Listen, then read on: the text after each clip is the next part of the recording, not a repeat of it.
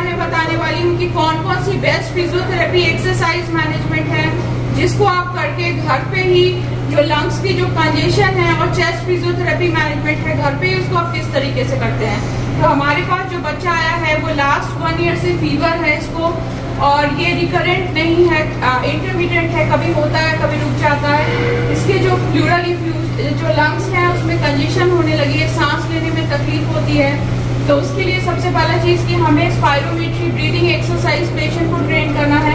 उसके लिए आप स्पायरोमेट्री यूज़ कर सकते हो। तो आप कैसे करना है, इस तरीके से होल्ड करो, माउथ पीस को अपने मुंह में होल्ड करना है और कैसे लेना है जैसे आप फ्रूटी का पाइप, हाँ अंदर काउंट करना है 1 2 3, इस तरीके से 1 to 10 रिपीटेशंस के साथ कंप्लीट करना है। देन आप अपोजिट करते हुए इस तरीके से होल्ड करो और फूंक मारना है, ठीक है, जैसे गुब्बारे फुलाते हो।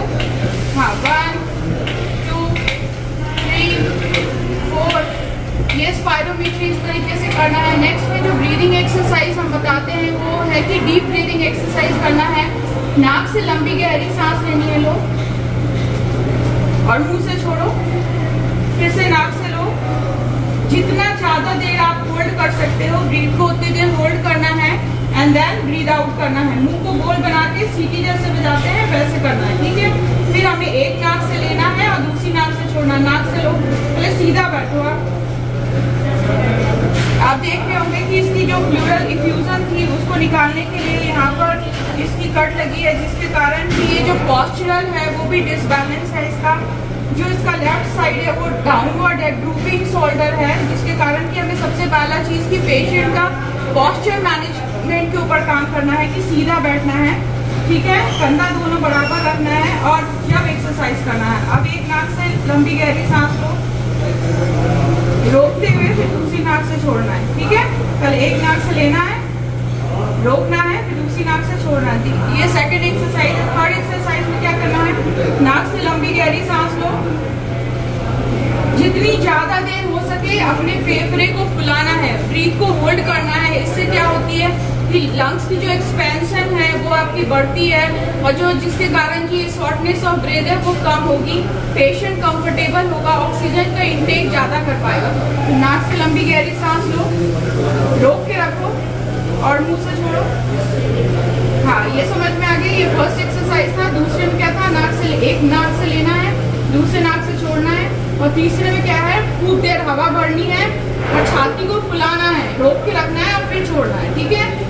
ये बहुत ही इजी और सिंपल एक्सरसाइज है जो कि आप करा सकते हैं। इसके साथ आप डायफ्रागमेटिक और सेगमेंटल ब्रीदिंग भी सिखा सकते हैं, जैसे कि जिस भी सूचर साइड है जहाँ पे भी इसका एक्सट्यूबेट हुआ है तो आप इस तरीके से कोई टॉवेल का यूज करके या फिर अपने हाथ को इस तरीके से रख के जब खांसी करना है, ठीक है। और जब भी कफ आए, खांसी आए तो हमें खांसना है और स्प्लिट करना है, ठीक है। इसके साथ हमें पेशेंट को ट्रेन करना है स्टीमिंग, हर 1-2 घंटे पे हमें भाप लेनी है और मॉइस्ट हीट से सिकाई करनी है कंधे की, जिसके कारण इसको शोल्डर में भी पेन हो रहा है, ठीक है। अब क्या करना है, कंधे के लिए जो ड्रूपिंग हो रहा है इसके कंधा उठाओ दोनों पर, कान तक सटाओ यहाँ तक। हाँ गिनती गिनना है 1 2 3 4 5 6 7 8 9 10, फिर वापस नीचे लेके आओ, फिर से उठाओ। पहले हमें अप करना है 1 to 10 के साथ। अब हमें क्या करना है, फॉरवर्ड करना है, इस तरीके से दोनों कंधे को चिपकाओ।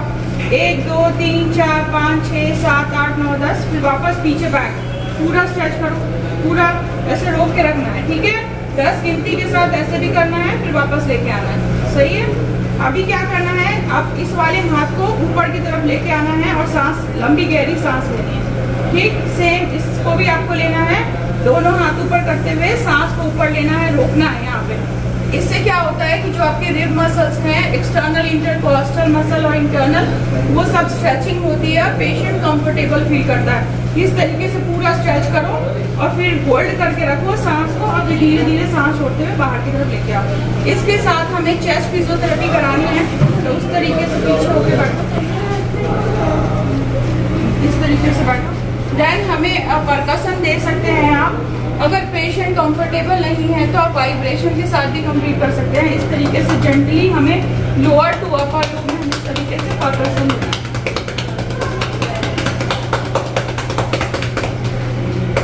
दर्द तो नहीं कर रहा? हाथ ऊपर करो।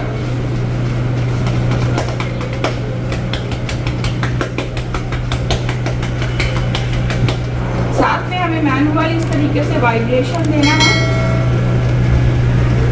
अगर कफ ज्यादा है देन आप सक्शनिंग भी करा सकते हैं। अगर सक्शनिंग पेशेंट कंफर्टेबल है, कॉन्शियस है, देन आप असिस्टेड कफिंग सिखाएंगे। नाक से लंबी गहरी सांस लेनी है और जब कफ आए तो थूकना है। तो ये सब बहुत ही इजी और सिंपल एक्सरसाइज है जिसको आप घर पे ही करा के अपने प्लूरल इफ्यूजन को या फिर लंग्स में होने वाले जो कंजेशन है उसको काफी हद तक घर पे ही मैनेज कर सकते हैं। Thank you.